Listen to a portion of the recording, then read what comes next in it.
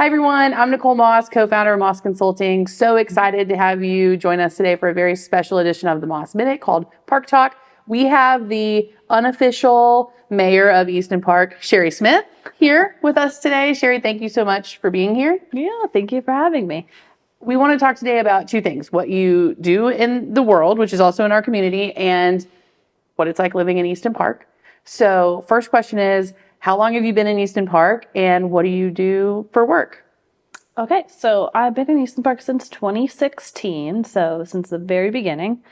I'm a pioneer. It was basically just a field. There was Bryant Park and a field, and that's it. So I came to this neighborhood seeing the vision of what it was going to be. And luckily, it's turned out to be that and more, and still continues on in a great direction. I'm primarily a real estate agent, and I sell about 25% of all the resale homes in Easton Park. Woo. And then I also own the Little Blue Montessori School. Awesome. So the Little Blue Montessori School is so exciting, and we know people whose kids go there and hear great things. Overall, the school was a real estate play as well. Can you kind of talk about like what prompted you to start the school, to buy that property, and to like your vision for the school? Yeah, lots of things happened when it came to starting the school.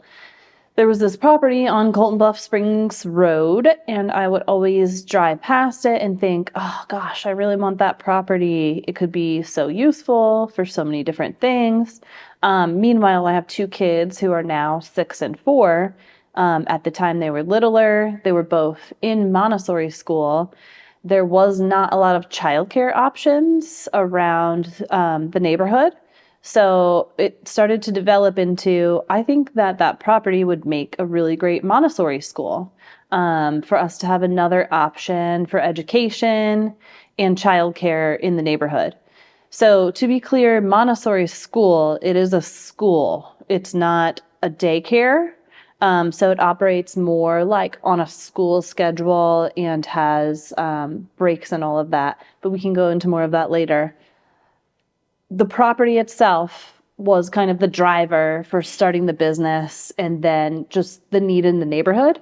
And I joke that I manifested that property because it was for sale by owner before the construction on the road started, and the real estate market was nuts at the time.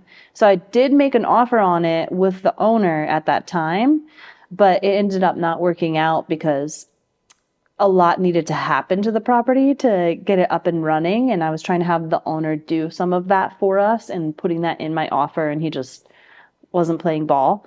But then once that didn't work out, the road closed down for construction, and it was closed almost a year, I want to say.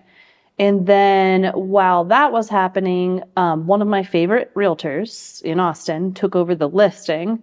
And I was able to get things working with him and get another offer together for less money, where I had saved up more capital to be able to do the improvements. And it just kind of all worked out exactly how it was supposed to. And it was very exciting. So I got the property in March of 2023, and we had the school open and running by August of 2023. So we've been open almost a year. That's amazing. Mm-hmm. Super fast turnaround. Yeah. I'm sure y'all have done so much to it, from painting the fence to everything, the yard and everything that we can see in there looks amazing. Yeah. Are most of the kids that go to the Little Blue Montessori School, are they Easton Park residents?